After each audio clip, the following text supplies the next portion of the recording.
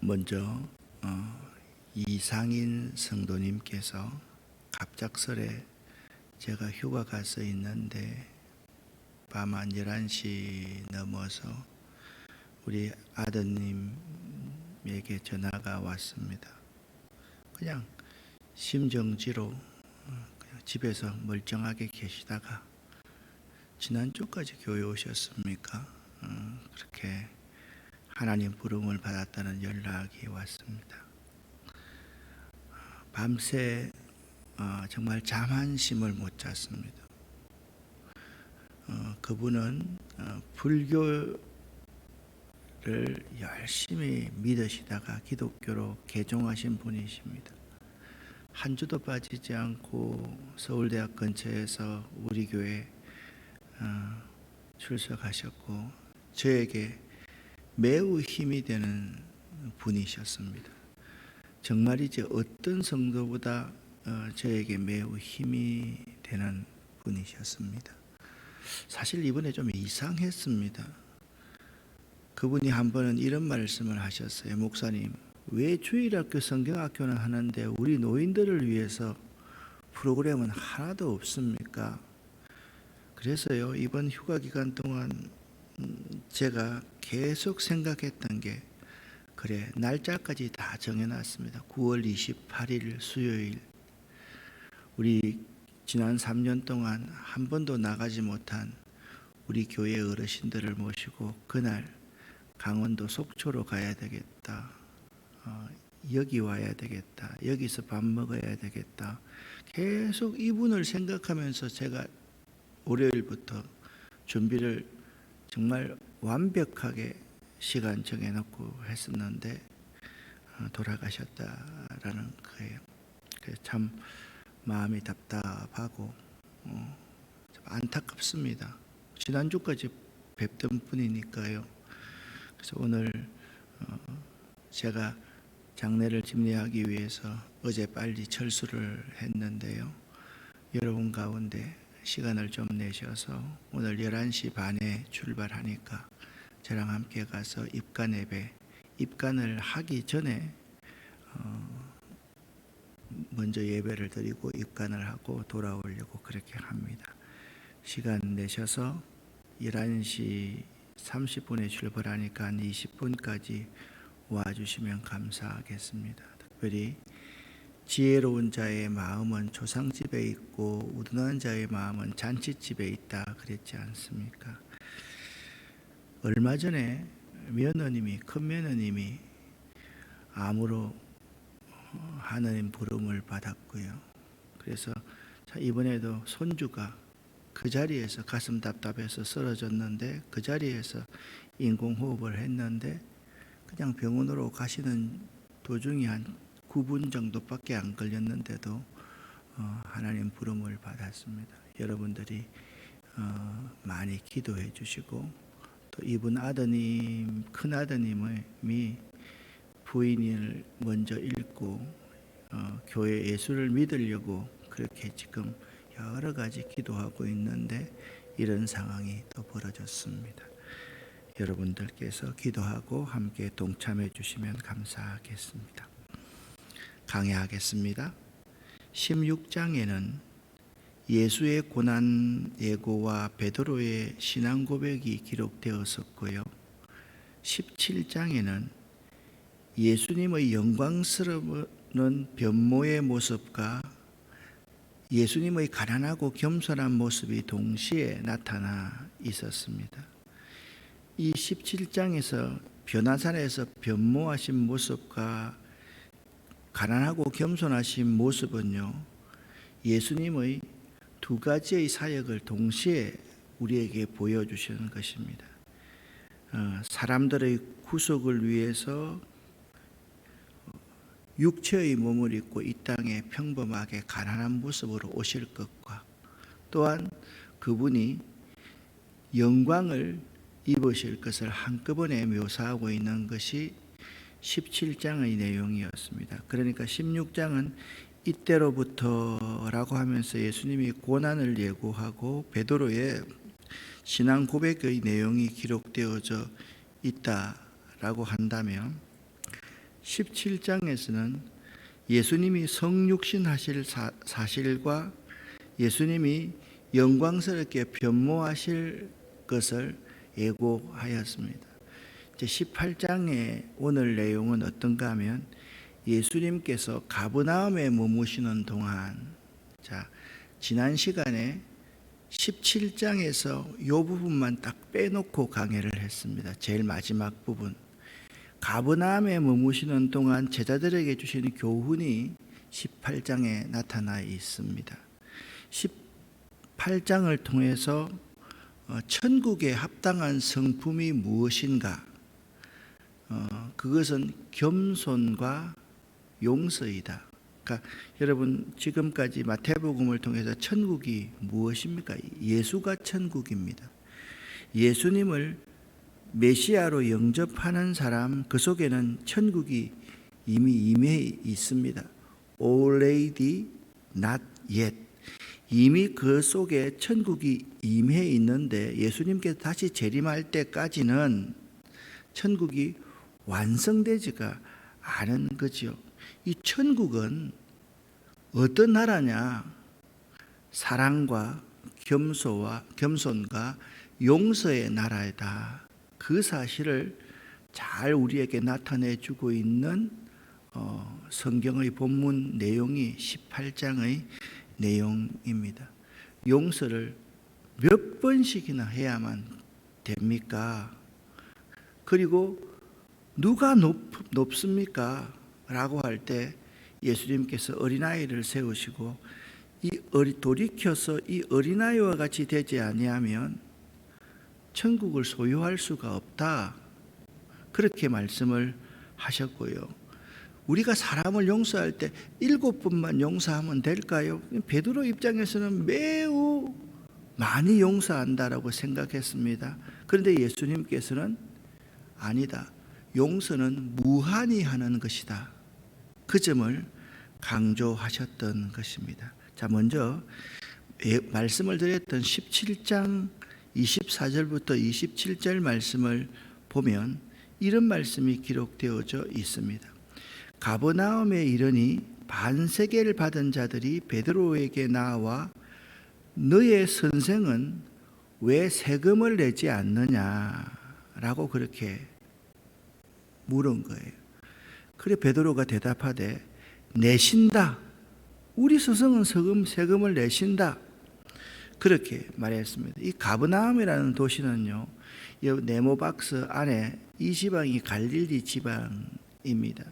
이 갈릴리 북서쪽에 있는 도시인데요. 지금은 이 가버나움이 어떤 도시인가가 잘 나타나 있지 않지만은 그 시대에는 예수님의 복음 전파의 중심지였고 매우 중요한 지역이었습니다. 이 가버나움이라는 도시에 예수님이 있을 때 그 사람들이 와서 베드로에게 왜 예수는 실정법을 위반하느냐라고 했을 때 베드로가 하는 말이 우리는 법을 잘 지킨다. 그래서 예수님께서 물고기 입에 있는 한 세계를 세금으로 내어서 예수님 자신도 세금을 내시고 베드로도 세금을 내신 이야기가 17장에 기록되어져 있습니다. 유대인들은 바벨론 포로 이후 무너진 성전을 수축하고 관리하기 위해서 20세 이상 남자들은 성전세를 바쳐야 될 의무가 있었습니다. 예수님 당시에는 반세계의 성전세를 내어야만 했습니다. 당시 예수님은 메시아로 소문이 나 있었기 때문에 사람들은 그가 성전세를 내는지의 여부를 시험고자 했습니다. 사실 예수는 하나님의 아들이시며 성전보다 높은 분이셨기에 성전세를 바치실 필요가 없습니다. 특별히 예수님과 더불어 이미 이 땅에 하나님의 왕국이 이루어졌으므로 예수님과 제자들은 하나님 자녀로서의 성전세를 바칠 필요가 없었던 것입니다. 이것은 마치 그때 말합니다. 지금 대통령은 왕과 다릅니다. 세상 임금이 자기 자녀에게서 세금을 내지 않지 않습니까? 백성들에게 세금을 받는 것과 같은 원리라고 예수님께서 말씀하셨습니다. 그러나 주님께서 아직 영적인 하나님 나라를 깨닫지 못하는 사람들의 오해를 막기 위해서 낚시에 걸려오는 물고기를 통해 한 세계를 얻어 베드로의 목까지 성전세를 내셨습니다. 그렇게 주님께서는 덕스러움을 위해서 그 실정법을 잘 지켰다. 그런데 그 장소가 어떤 장소냐? 가버나움이라는 곳이었다라는 것입니다. 오늘 18장을 이렇게 시작합니다. 여러분과 제가 함께 읽겠습니다. 그때 제자들이 예수께 나와 이르되 천국에서는 누가 크니이까? 예수께서 한 어린아이를 불러 그들 가운데 세우시고 이르시되 진실로 너희에게 이르노니 너희가 돌이켜 어린아이들과 같이 되지 아니하면 결단코 천국에 들어가지 못하리라. 그러므로 누구든지 이 어린아이와 같이 자기를 낮추는 사람이 천국에서 큰 자니라. 아멘. 여러분, 여기서 이제 어린아이라고 말할 때 예수님 시절까지는 하더라도 여인들과 어린아이 이 두 사람들은요 사실상 인구의 계수에도 들어가지 않을 정도의 성인 남성 위주의 사회였다는 사실을 여러분이 기억을 하셔야만 합니다. 예수님께서 어린아이에게 배우라고 그들에게 말씀하셨습니다. 왜 돌이켜 어린아이와 같이 되라라고 하셨을까요? 그들은 돌이켜야만 했습니다. 그 돌이키다라는 이 원어는요 어떤 뜻을 가지고 있는가 하면 가고 있는 방향이 잘못되었다라는 뜻이 돌이키다라는 의미입니다. 그러니까 제자들의 관심은요 누가 천국에서 큰 자입니까? 이게 예수님이 말씀하시는 천국에서는 누가 큰 자입니까? 그런 방향은 잘못됐다는 거예요. 그걸 돌이키지 않으면 천국에서 큰 자가 될 수 없다라는 것입니다. 돌이켜서 너의 방향을, 인생의 방향을 돌이켜서 어린아이의 마음으로 돌아가야 한다라고 예수님께서 말씀하신 것입니다. 그러니까 어린아이가 겸손의 이상형으로 또는 사회적 지위에 대한 무관심의 대표격으로 세워지고 있습니다. 아이의 겸손이라는 것은 그가 본질상 연약하여 혼자 힘으로는 살 수 없고 부모의 품 안에서만 평안할 수 있듯이 하나님의 뜻에 절대 순복, 그분의 보호 아래에만 살고자 하는 사람들은, 예수를 믿으려고 하는 사람, 예수를 믿는 사람들은 그러한 마음, 아이가 부모의 품 안에서 사는 마음, 부모만 계시면 좋다고 생각하는 그런 마음이 겸손한 마음이라는 것입니다. 예수님의 이 말씀은 제자들에게는 충격적이고 역설적인 내용이었을 것입니다. 어린아이는 높아지려는 경쟁의식, 성공의식이 없습니다. 그냥 엄마만 있으면 되고 한 끼 식사만 먹을 수 있으면 되고 거할 수 있으면 되고 그리고 부모님과 함께 그냥 생활하면 되는 것입니다. 그 경쟁의식, 성공의식, 이 의식이 없는데 제자들은 바로 누가 높습니까? 라고 묻고 있으니까 그들의 길에서 돌이키지 않으면 그들은 천국에서 큰 자가 될 수 없었던 것입니다. 제자들은 16장에서 예수의 십자가 고난내고 앞에서 계속적으로 높아지기만 관심을 하고 있었던 사람이었던 것입니다. 베드로에게 사탄아 내 뒤로 물러가라. 너는 나를 넘어지게 하는 자로다. 너는 사람의 일보다 하나님의 일을 먼저 생각하거라. 그리고 변화산에서 변형된 모습의 교훈에도 불구하고 제자들은 계속 높아짐에만 사람의 일만 구하고 있으니 그들은 천국에서 낮은 자가 될 수밖에 없었던 것입니다. 신앙에서 겸손은 아무리 강조해도 지나치지 않습니다. 예수께서 겸손하신 분이셨기에 제자들이 겸손해야 하는 것은 너무나도 당연한 것이었습니다. 겸손이야말로 신앙의 가장 아름다운 미덕입니다. 그러니까 첫 번째도 겸손하고 과정도 겸손하고 마지막도 겸손하는 것이 신앙인입니다. 그런데 일반적인 신앙인들을 보면 처음부터 자꾸 자기를 드러내려고 합니다. 내가 높다라고 그렇게 생각을 합니다. 내가 높아야 된다라고 생각합니다. 처음에는 이런 사람이 자꾸 직분이 주어지면 자기가 제일 높은 줄 생각하고 말 한마디 호칭 한마디 잘못하면 그것 때문에 괴로워하는 사람들이 참 많이 있음을 봅니다.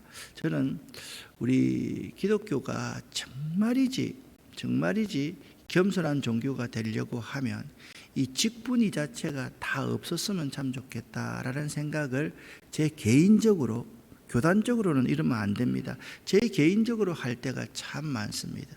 직분을 자꾸 사람들이 하이라키, 높아지는 것으로 생각하기 때문입니다. 신앙에서의 겸손은 아무리 강조해도 지나치지 않습니다.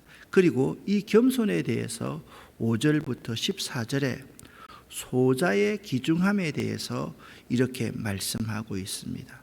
또 누구든지 내 이름으로 이런 어린아이 하나를 영접하면 곧 나를 영접함이니, 누구든지 나를 믿는 이 작은 자 중에 하나를 실족하게 하면 차라리 짐승들이 돌리는 연자맷돌을 목에 달려서 바다에 빠뜨리는 것이 더 낫다라고 말씀하고 있습니다. 그리고 14절 말씀에 이와 같이 이 작은 자 중에 하나라도 잃는 것은 하늘에 계신 너희 아버지의 뜻이 아니다라고 말씀하고 있습니다. 어린아이는 내가 누구보다 낫다고 생각하지 않습니다. 즉 자신이 다른 사람보다 크다고 생각하는 사람은 교만한 사람입니다.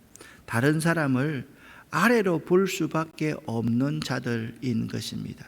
여기서 보면 누구든지 나를 믿는 이 작은 자 중, 잘 보십시오. 누구든지 예수를 믿는 이 작은 자 중이라는 이 단어에 주의할 수 있어야만 됩니다. 예수 믿는 정체성은 하나님 앞에서 어린아이와 같아야만 하고 누구도 예외 없이 작은 자가 되어야 하며 이 작은 자 누구든지 실족하게 하면 차라리 죽는 것이 더 낫다라고 말씀하고 있는 것입니다. 여기서 실족해 하다는 헬라어 단어는 걸리게 하다, 감정을 상하게 하다, 죄를 짓게 하다라는 뜻이 있습니다. 그러니까 우리가 실족해 한다는 것은 내 말 한마디로 상대방의 감정을 상하게 하는 것도 실족해 하는 것이라는 사실을 여러분이 기억할 수 있어야만 됩니다. 그러므로 예수 믿는 순수한 어린아이와 같은 신자를 넘어지게 하는 것은 주님 앞에 용납할 수 없는 범죄로 실족해 하는 자에게는 화가 있다라고 말씀을 하고 있습니다. 10절에 삼가 이 작은 자 중에 하나도 없인 여기지 말라. 이와 같이 이 작은 자 중에 하나라도 잃는 것은 하늘 아버지의 뜻이 아니다라고 하는 10절과 14절 말씀을 통하여 교훈하고자 하는 것은 작은 소자 한 사람이라도 하나님 앞에서는 매우 소중한 존재라는 것을 기억할 수 있어야만 됩니다. 그리고 범죄한 형제에 대한 권면도 마찬가지입니다. 자, 누가 높습니까? 라는 것도 마찬가지고 어린아이와 마찬가지고 작은 소자도 마찬가지고 범죄한 사람에 대한 교훈도 마찬가지입니다. 만일 형제가 죄를 범하게 될 때 절차는 세 가지입니다. 형제가 죄를 범하거든 첫째, 가서 너와 그 사람만 상대하여 권고하라. 만일 들으면 네가 형제 한 사람을 얻게 되는 것이요. 두 번째, 만일 그 사람이 네가 가서 말하는데 듣지 아니하거든 한두 사람을 데리고 가서 두세 증인의 입으로 말마다 확정하게 하라. 또 만일 그들이 그 두세 사람과 함께 네가 가서 건면했는데 듣지 않거든 교회의 말하고 교회의 말도 듣지 않거든 이방인과 세리처럼 여겨라. 여기 이방인과 세리처럼 여기라는 것은 사람 취급하지 말라. 그 시대는 그런 시대였거든요. 그러므로 교회의 치리는요, 한두 사람의 뜻으로가 아니라 합심하여 기도하는 중에 결심하여서 조심성 있게 실행되어야만 합니다. 한 사람이 잘못했다고 해서 그 사람을 그냥 바로 왕따시키고 제거해버리는 것은 결코 교회가 아닙니다. 마음으로 신중하게 한 사람의 소자라도 억울한 일이 없도록 교회는, 신앙인 공동체는 배려할 수 있어야 된다라고 말씀하고 있는 것입니다. 그리고서 용서에 대한 교훈을 이렇게 말씀하고 있습니다. 그때 베드로가 묻습니다. 주여, 형제가 내게 죄를 범하면 몇 번이나 용서하여 주리이까? 7번까지 용서해 줄까요? 예수께서 말합니다. 무한히 용서해 주어야만 한다. 그렇게 말씀하고 있습니다. 예수님이 명하신 이 용서는 도저히 용서할 수 없는 일에 대해서까지 용서하는 일임을 우리는 알아야만 하는 것입니다. 23절부터 35절까지 계속적으로 용서에 대한 교훈을 우리에게 말씀하고 있습니다. 이것은 매우 중요한 애화입니다. 함께 읽어보겠습니다. 그러므로 천국은 그 종들과 결산하려 하던 어떤 임금과 같으니 결산할 때에 10,000달란트 빚진 자 하나를 데려오매 갚을 것이 없는지라. 주인이 명하여 그 몸과 아내와 자식들과 모든 소유를 다 팔아 갚게 하라 하니 그 종이 엎드려 절하며 이르되 내게 참으소서 다 갚으리이다 하거늘 그 종의 주인이 불쌍히 여겨 놓아 보내며 그 빚을 탕감하여 주었더니 그 종이 나가서 자기에게 100데나리온 빚진 동료 한 사람을 만나 붙들어 목을 잡고 이르되 빚을 갚으라 하매 그 동료가 엎드려 간구하여 이르되 나에게 참아 주소서 갚으리이다 하되 허락하지 아니하고 이에 가서 그가 빚을 갚도록 옥에 가두거늘 그 동료들이 그것을 보고 몹시 딱하게 여겨 주인에게 가서 그 일을 다 알리니 이에 주인이 그를 불러다가 말하되 악한 종아 네가 빌기에 내가 내 빚을 전부 탕감하여 주었거늘 내가 너를 불쌍히 여김과 같이 너도 내 동료를 불쌍히 여김이 마땅하지 아니하냐 하고 주인이 노하여 그 빚을 다 갚도록 그를 옥졸들에게 넘기니라. 너희가 각각 마음으로부터 형제를 용서하지 아니하면 나의 하늘 아버지께서도 너희에게 이와 같이 하시리라. 아멘. 하나님께서는요, 이 비유에 나오는 임금님처럼 채무 상한 능력이 없는 우리들의 죄를 예수로 말미암아 값없이 사해 주셨습니다. 그런데 우리들은 사소한 잘못을 범하는 이웃들을 조금도 용서하지를 못합니다. 우리들이 이웃의 허물을 용서할 수 있는 근거는 우리가 먼저 하나님께로부터 우리의 허물을 용서받았기 때문이라는 사실을 결코 잊어서는 안 될 것입니다. 그러니까 여러분 이렇게 생각해야 됩니다. 내가 이 사람하고의 관계만 생각해서 안 됩니다. 내가 이 자리에 있는 것 자체가 하나님께서 10,000달란트 빚진 자처럼 나를 전적으로 용서해 주셨기 때문에 이 자리에 있다는 것, 내가 인생을 살고 있다는 것, 그러니까 여러분과 제가 10,000달란트 빚진 자라는 사실을 잊어서는 안 됩니다. 그런데 여기는 있잖아요, 몇 달란트 나에게 빚진 자를 감옥에 가두어 버리니까 얼마나 우리들의 모습이 허물이 많은 모습인지 알 수가 있는 것입니다.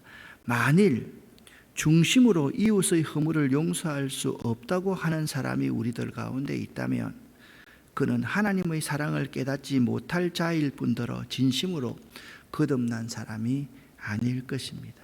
우리들 가운데 이런 사람이 있습니다. 다른 사람은 다 용서해도 저 사람은 용서하지 못하겠어요 라고 하는 사람이 많이 있습니다. 나는 저 사람을 이해할 수가 없거든요. 그런 사람들이 많이 있습니다. 그런 사람이면 내가 하나님 앞에 저 사람 용서하지 못할 사람보다 훨씬 더 나쁜 사람이라는 사실을 우리는 깨달아야 된다라는 것입니다. 사랑하는 여러분, 하나님 나라를 소유한 사람은요, 어떤 사람이냐? 사랑을 소유해야 되고, 겸손할 수 있어야 되고, 용서할 수 있는 사람이 하나님의 천국을 소유한 사람이라는 것을 잊지 마시기를 바랍니다. 이 세 가지 여러분과 제가 평생 명심하고 산다면 정말 우리가 믿는 자답게 사는 사람이다 라고, 저 사람 정말 믿는 자답게 사는 사람이다, 사랑하며 살고 겸손하며 용서할 줄 아는 사람, 여러분과 제가 그러한 삶을 살아갈 수 있기를 예수 이름으로 간절히 축원합니다. 여러분 부탁합니다. 시간을 내셔서 오늘 11시 20분까지 꼭 와주시기를 바라고, 그런 시간이 안 나시는 분은 저녁 시간에 여러분 함께 나와서 또 위로해 주시기를 바랍니다. 이것이 전도요 선교입니다. 믿지 않는 사람들은, 예수 믿는 사람들이 이렇게, 모르는 사람들이 아버님 돌아가셨는데 이렇게 온다, 이게 쉬운 일이 아니거든요. 여러분과 제가 그렇게 또 행동할 수 있었으면 참 좋겠습니다. 기도하겠습니다.